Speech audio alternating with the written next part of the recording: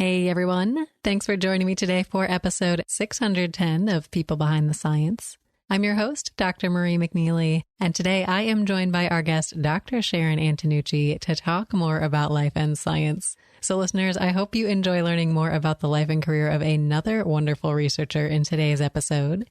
And if you want to meet more great people in science, you can check out our website at peoplebehindthescience.com to peruse previous episodes and check out our show notes.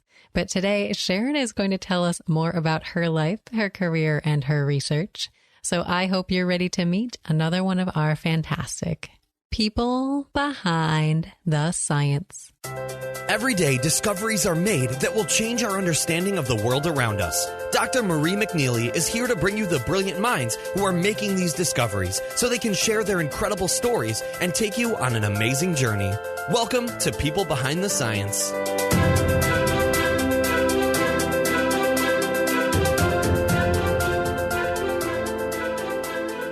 Hello, everyone, and welcome to People Behind the Science. Today, I am delighted to be speaking with our guest scientist, Dr. Sharon Antonucci. So, Sharon, welcome to our show today. How are you? I'm good. Thank you. Thanks for having me. Well, thank you so much for spending time with me and our listeners today, and I'm looking forward to introducing them to you. So let me start with a couple of details here right off the bat. So listeners, Sharon is a clinical researcher, speech-language pathologist, and director of the MossRehab Aphasia Center. She was awarded her bachelor's degree in child development and Italian from Connecticut College, her master's degree in speech-language pathology from Columbia University, and her Ph.D. in speech and hearing sciences from the University of Arizona.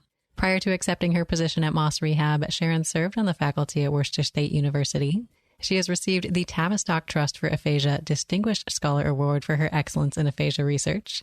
And Sharon is here with us today to talk more about her science and her life. So, Sharon, we're looking forward to hearing more about your scientific side, but we also want to get to know more about you as a person. So, can you start by telling us what you like to do when you're not hard at work doing science?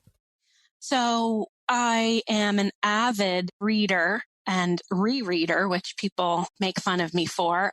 I do. It's probably not something I should admit, but I do love TV. Mm-hmm. And I guess in terms of kind of active things that bring me happiness, I love to sing. And what I love most is being with dogs, being with my own dogs and playing with them and working with them. And then also volunteering with shelter dogs. Aw, so tell us a little bit more about your dogs. We have two dogs. Our girl, Maggie, we've had for just about 12 years. And she's the love of my life. Aww. And then about, I want to say just a year ago, actually, we just celebrated his gotcha day. We got our boy Hulk. Oh, that's wonderful. Are they big dogs, small dogs? So Maggie's a mix. She's about 60 pounds. And Hulky is a pit bull mix, and he's about 80 pounds. Oh, fantastic. Well, it sounds like you've got a lot of different interests there outside of science. You mentioned reading and rereading. I have a couple books that I've reread, I'll admit, but what are some of your favorite books? We love sharing recommendations with our listeners out there. I actually peeked at the list before today. So I saw that Tolkien, one of my loves, was already very well represented. Mm-hmm. So I guess for me, I feel like specific books are very kind of personal. Different books resonate with different people for different reasons, but certainly authors that I love and keep coming back to are people like Gail Godwin, James Herriot, anything that Robert Caro writes. So it's pretty eclectic. Very cool. We will definitely add these authors to our list on our website for our listeners to browse when they're looking for their next great read. And we've talked a little bit about your life outside of science. I'd love to dive into the science next. So, Sharon, how do you describe your work to people who aren't familiar with your specific field or maybe are outside of science altogether? I am a speech-language pathologist by training and a clinical researcher. And I work primarily with people who have had strokes and have a language impairment that is called aphasia. That is the result of the stroke. And I have a few different lines of research, one of which is I've always been very interested in words and meanings of words. So one line of my research has to do with the difficulty with remembering and retrieving words that people with aphasia have, and kind of how meaning information, semantic information is accessed or not accessed that can influence how well people are able to retrieve words. And over the course of my career, I've gotten more and more interested in word retrieval in the context of connected speech, in the context of conversation, as opposed to kind of remembering one word at a time. And also how to assess people's communication and their ability to be successful at sharing a message with someone or communicating meaning in the context of conversation. And then most recently, I have also had the great good fortune to incorporate one of my personal loves with my science, in that I've been able to start doing some work in animal-assisted therapy for people with aphasia. So cool. Sharon, I look forward to diving into the detail of some of these projects as we go through our conversation today. And as a word enthusiast, I suspect you might have a motivational quote or maybe specific words or phrases or things that inspire you or keep you going. So do you have a favorite that you can share with me and our listeners today? To be honest with you, I don't have favorite quotes, but what keeps me going the most are the people that I work with. Certainly the people with aphasia that I work with, and then colleagues as well. Oh, wonderful. So I guess what do you find so motivational or inspirational in terms of working with these colleagues and these people with aphasia that you encounter in your job? Different things from different people. So many of the people with aphasia that I work with, I'm just so impressed and inspired by the grace with which they tackle the challenges that they have, the humor that they bring to meeting those challenges.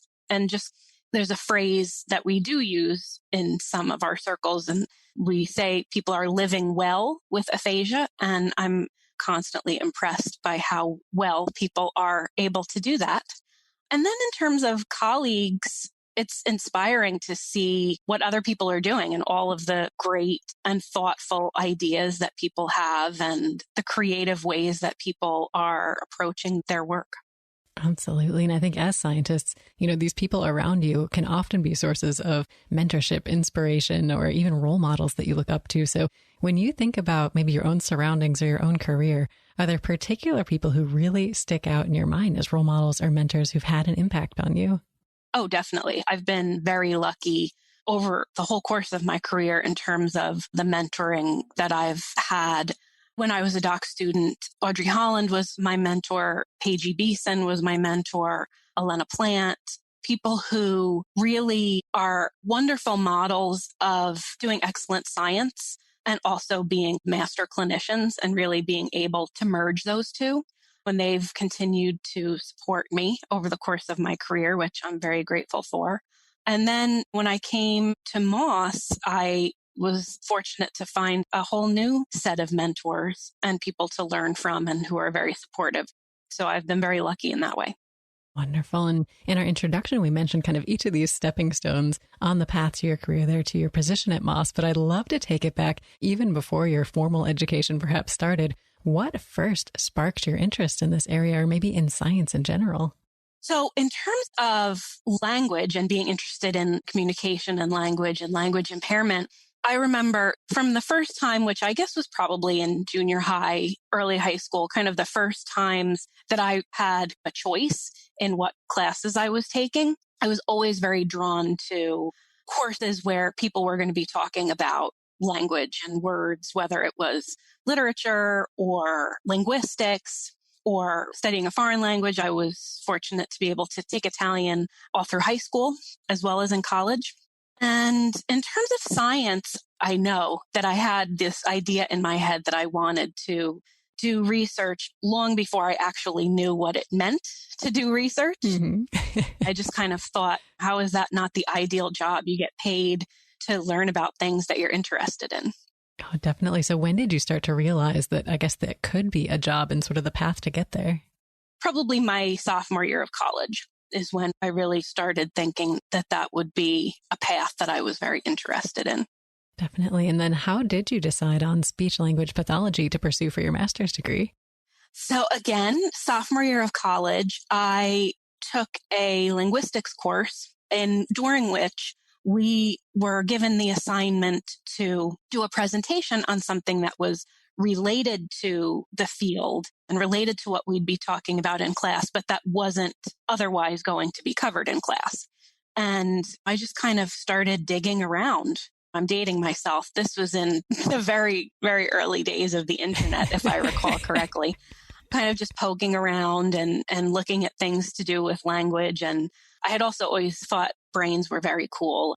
So looking at things that had to do with the brain and language and neuroanatomy. And I stumbled on speech language pathology. And that kind of reminded me that back when I was, I want to say in maybe 8th or 9th grade, we all had to take these assessments. I don't remember what it was called. The result of which was it would come back with you're X% likely to be good at being a lawyer or a doctor or a teacher or whatever it was. And it came back with something like 98 or 99% likelihood of being a good speech language pathologist. Oh, wow. And at the time, I was very disappointed. I didn't even know what that was at that time. But that assessment knew what it was talking about. Well, it sounds like sort of the stars aligned for you then. You were able to take this class, kind of get re-exposed to something that you had been directed to previously, which is wonderful. Right. So how did you then kind of go from there to your PhD and then ultimately get to Moss? So when I was a master's student, I had, again, a very wise advisor, and he knew that I was interested in aphasia and in pursuing doctoral work. And he recommended that a lot of the great programs were out west. I've always been and will always be very much a Jersey girl, very much an East Coast girl.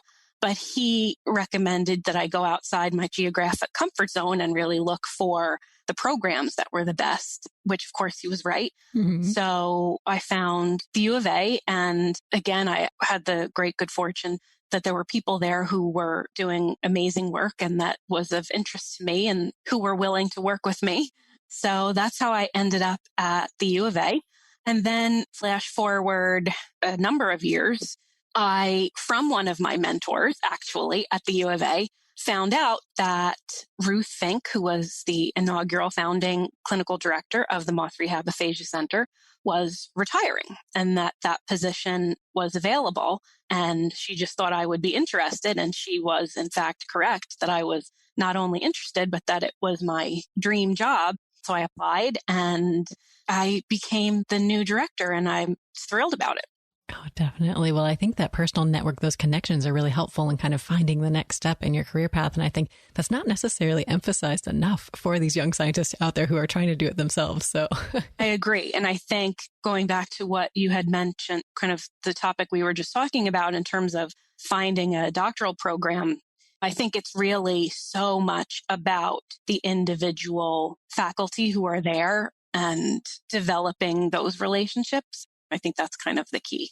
Definitely. And you've been the director of the Aphasia Center there now for several years, Sharon. So is there a particular project you have in the works that maybe is the most exciting to you right now that you want to dive into in some more detail? Probably anyone who knows me listening will be not at all surprised that I'm so excited that our animal-assisted therapy project was recently actually funded by the NIH as a small grant to actually start to turn what had been a clinical program into a research project so that it can really be developed and hopefully become something that someday people all over will be able to do. Oh, that's so cool. So I'd love to dive into some of the details of what this animal-assisted therapy program is or what it looks like. And I know I took a peek behind the curtain a little bit, so I know it has to do with dogs, which is amazing. But tell our listeners a little bit more. Yes. So the program is called the People with Aphasia Training Dogs Program, or the PAT program, like Pat the dog. Mm-hmm.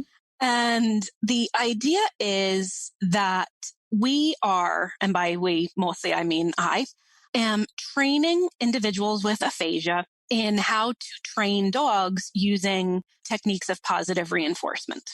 And this is kind of another example of how your life bleeds into your science and vice versa. It was something that I was learning more and more about.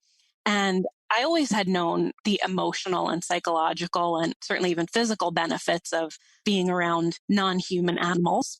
But I also then started to realize that what goes into positive reinforcement training or force-free training is there's a lot of cognitive complexity on the part of the person doing the training in terms of thinking about timing and thinking about planning and sequencing and shaping behavior and all these things.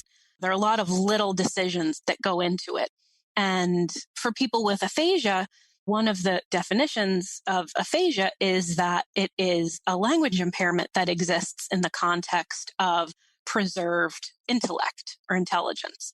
So I knew that many people with aphasia could hold on to and run with this kind of training, and then also have all of the other benefits that go along with interacting with animals who are kind of social catalysts and certainly non-judgmental communication partners who don't necessarily care about the correctness of every phoneme coming out of your mouth. They care more about your voice and your facial expression and your body language.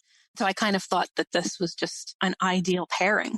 Definitely. Well, Sharon, this program sounds amazing. And I really love that you kind of were able to combine your passion for dogs and your research. But I know that things don't always work out this smoothly all the time in science. And I'd love to talk about some of those moments as well, the challenges, the failures, the struggles, because I think often in these cases, you're not alone. Many of our listeners might be going through these same situations as well. And it can be helpful to sort of at least commiserate, if not help each other get through them. So do you have an example, Sharon, of one of these difficult times in your career that you can tell us about?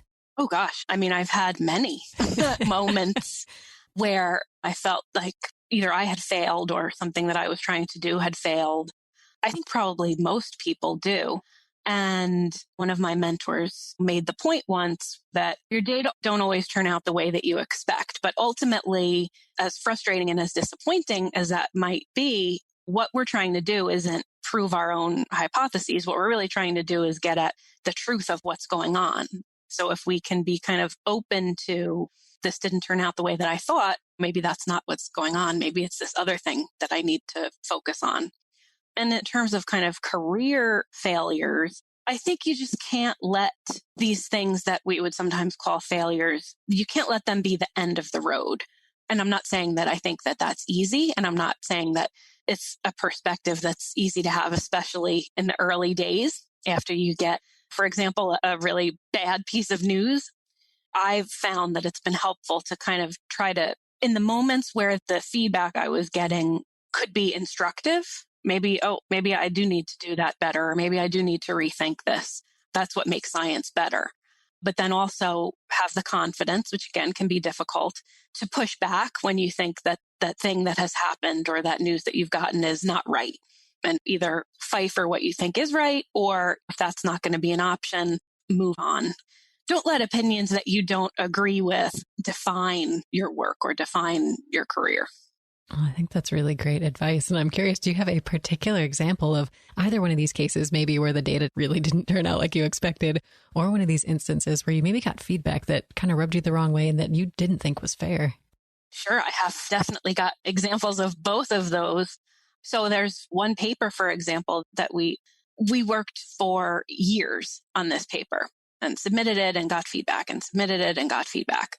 And every time we got the feedback, it was disheartening. But I think that process probably was an example of both of these cases. Ultimately, the argument and the writing benefited from all of that feedback. But I also kind of learned that it's okay to, with evidence and with logical argument, kind of disagree. I don't know if everyone experienced this, but certainly early in my career, I felt like, oh, you get a review back or what have you, and you just kind of have to do everything that they say. I was there. Yeah. Yeah. So going through that process gave me a little bit of hands-on training in, well, wait a minute. I think it is okay to push back, and certainly a collegial way. And it just makes you kind of make your argument that much stronger.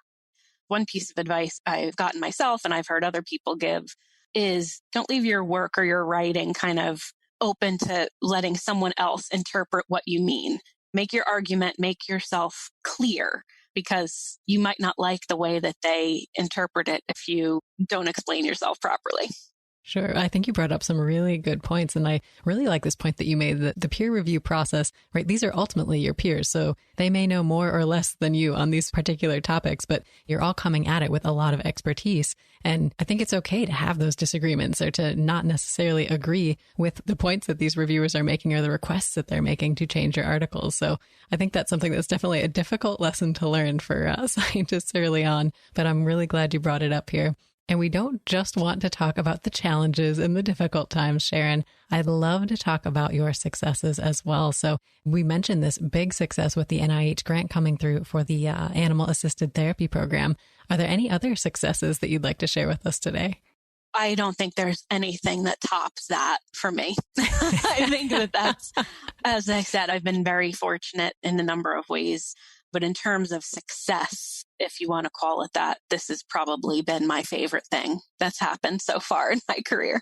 Amazing. So what was it like for you when you got the news? I mean, it was thrilling.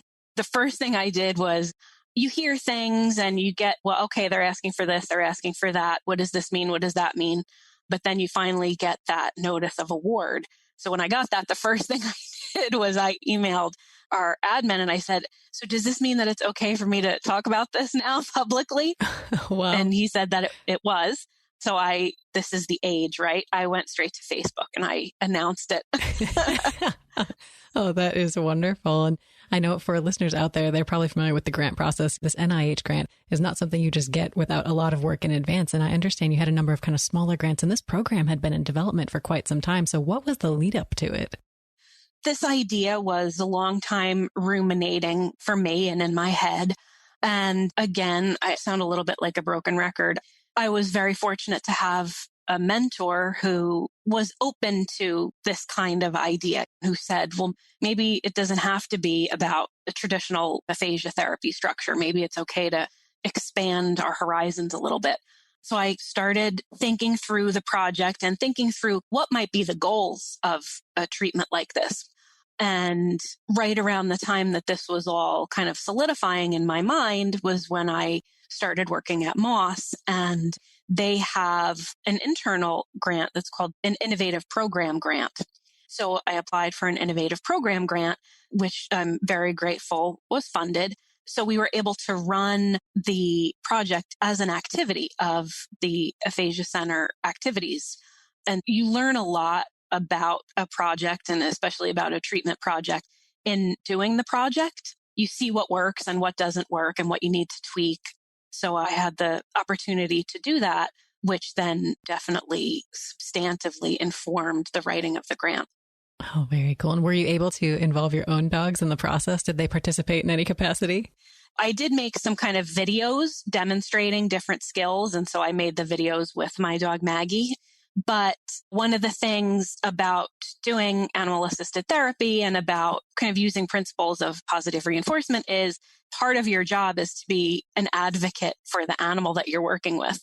And me being Maggie's advocate means that I don't ever make her interact with strangers. That's fair. That's fair. Well, Sharon, this sounds like a phenomenal project. Congratulations again to you and your colleagues on this success. And we talked about some of the great aspects of your career, the wonderful things you've been able to do. And I think as a scientist during non-COVID times, travel is typically something that people very much enjoy. And I think many of us are really looking forward to getting back to. But when you think about the places that your science has taken you, is there one that really sticks out in your mind as just the most memorable place or your favorite place that your science has taken you? This is really one of the wonderful rewards and perks of science.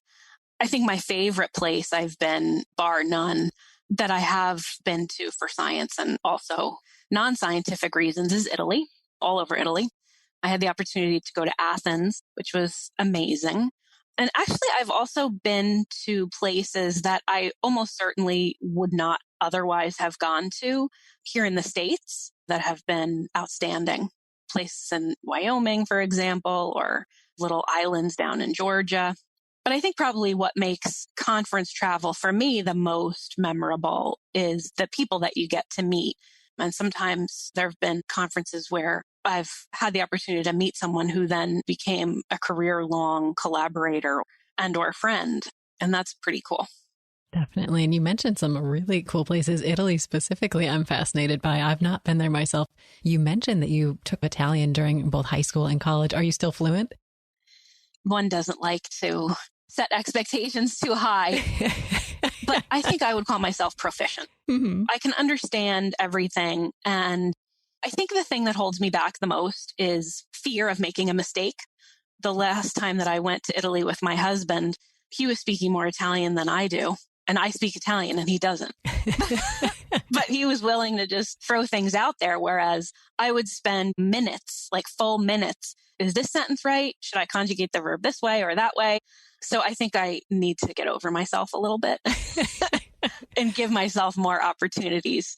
I think I would be even more fluent than I am if I did that. I know I'm a perfectionist as well. So I'm in the same boat when I'm like overthinking things at my own expense. Yeah, especially when it's something that you really care about and you care about getting right.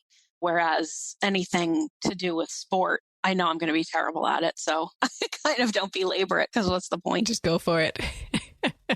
Well, Sharon, you mentioned you've been able to go all over Italy. If our listeners are able to travel soon to the fabulous country, do you have any recommendations of places they absolutely must see or visit? There isn't any place in Italy that isn't worth seeing. Mm-hmm. So when I did my study abroad, the city that I lived in was Milan, which I think is a much less common place for study abroad students than maybe Florence, for example. But especially if you care about having opportunities to be immersed in the Italian language and you love cities, I think Milan is great because it's not quite so geared toward being tourist friendly. So you have kind of more opportunities to not get by with English all the time. Rome is just one of my favorite cities in the world. Capri is amazing. The Italian Riviera is amazing. Siena is amazing. I could just go on and on. Well, listeners, we must make it to Italy at some point, it sounds like. You really must. Well, Sharon, thank you so much for talking about some of these travel experiences that you've had both for science and life outside the lab. And I think getting out there, seeing the world, meeting these other people in science as well is so important. Like you said, you could find lifelong collaborators and friends through these conferences. And I think this is a little bit contrary to the stereotype that I think a lot of people have about scientists. I think if you watch movies or if you see scientists in the media, they're often portrayed as very serious, very critical, and often very alone. But I think research is super important. Many people are very serious about their work, but also just some of the funniest and most creative people I know are scientists. And I think this results in a lot of fun traditions, hilarious memories and such. So do you have an example of maybe this human side of science from your own experiences or your own career that you can tell us more about? So I guess the first thing that comes to mind is back when I was a doc student, there was a faculty member in the department who was known far and wide for his amazing Halloween parties. Oh, it wasn't just like a lab specific. It wasn't even a department specific. It was like people from all over the university would go to these parties. And I actually, for as long as I was there, I actually only went once. So really? Boring me, I guess. But it was very fun to see people that you work with and who take their work very seriously, but don't take themselves very seriously. That can be very fun. So I must ask, what costume did you wear the one time you made it to this epic Halloween party? Oh, again, super boring. I think I went as a hippie. Mm-hmm. So I just wore a pair of bell-bottom jeans and I straightened my hair. I have curly hair. And oftentimes when my hair has been straightened, people don't recognize me. I've walked into staff meetings with straight hair and people are like, why is this stranger in our staff meeting? So I kind of took advantage of that to go a super easy route for my costume. That was a good disguise. I like it. Well, thank you for talking about some of these fun traditions. And I think you're absolutely right. This idea that though you take your work seriously, a lot of scientists don't necessarily take themselves too seriously and you can go out and have fun together, I think is really important to kind of portray that this career is not all work and not all boring. And I think you're able to address some really cool questions specifically in your lab and in the work that you're doing there at the Aphasia Center. So if we took away all of the barriers, Sharon, that normally hold you back, whether that's funding, staff, technology, feasibility, time, resources, people, whatever barriers there might be, what is the one research question that you would want to answer most? It's hard for me to narrow it down to one question. I think the ultimate goal, and again, this is not the work of any one person, would be to make myself obsolete. In the sense of get to the point where we know enough about neuroplasticity and about recovery, that if we can't stop neurological events from happening, at least we know enough about the recovery process that people don't need people like me anymore. That would be a sad day, but also a very happy day, it sounds like. Yes. Well, Sharon, thank you for dreaming big with us. And I think, as you mentioned, these neurological issues have so many complex components. And there is, of course, a lot of work that remains to be done in the area. So I don't think you're in danger of becoming obsolete anytime soon. Unfortunately not, no. Well, we appreciate you dreaming big, as I mentioned, and you've shared quite a bit of advice with us throughout our conversation, but I'd love to kind of return back to advice here at the end of our interview today. So, Sharon, can you think back, and is there one piece of advice that somebody gave you at some point in your life or some point in your career that you think was just the most important advice that you'd like to pay forward to our listeners today? One piece of advice that sticks out, it was something that a mentor of mine said. She wasn't saying it to me. I was listening to her speak to a group, but that really resonated. And that's not easy to do, actually, is to get comfortable or try to be comfortable with letting there be a silence before you respond to something that someone has said. And one of her points was a lot of times we're so busy formulating what our response to someone is going to be while they're talking that we're not actually listening to what they're saying. So I think just being willing to sit and listen without working so much on what your response is going to be and actually take in what the person has said, whether it's a colleague or a reviewer, or certainly a person, in my case, a person with aphasia. I think that can be important. And that doesn't mean that you don't give yourself a chance to respond. It just means you respond from a place of having done your best to understand what the other person is saying first. Definitely. I think that is phenomenal advice. And for me, I think kind of being on the other end was difficult as well. Just being comfortable with silence. I remember my graduate advisor was such a good listener. She would leave that silence. And so I always felt compelled to fill it and I would just keep babbling. So I think it goes both ways, kind of being comfortable with that silence in a conversation. It's really difficult. I'm certainly not always successful at it, but it is something that I've always remembered that she said and that I thought was good, if difficult, always to live up to advice. Absolutely. Well, thank you for sharing that with me and our listeners today. Is there any last message you'd like to share with everyone, Sharon, or sort of a last note of inspiration that you want to leave everybody with at the end of our conversation today? I don't know if I'm one for being inspiring. I guess the best that you can, do what you love and do what you think is important. Well, fantastic note to end on. Sharon, thank you so much for spending time with us and sharing all of your thoughts, insights, and stories. If our listeners want to learn more about you and the work that you're doing, what is the best way for them to do so? So they can definitely check out our website, which includes lots of information, and our blog at mrri.org/MossRehab Aphasia Center. Fantastic. Well, listeners, definitely check out the website. Get in touch if you have any questions. And Sharon, it was such a pleasure to have you with us today. Thank you. Thank you very much. And thank you to our listeners out there as well. Wonderful to have you as always. We'll see you next time on another episode of People Behind the Science.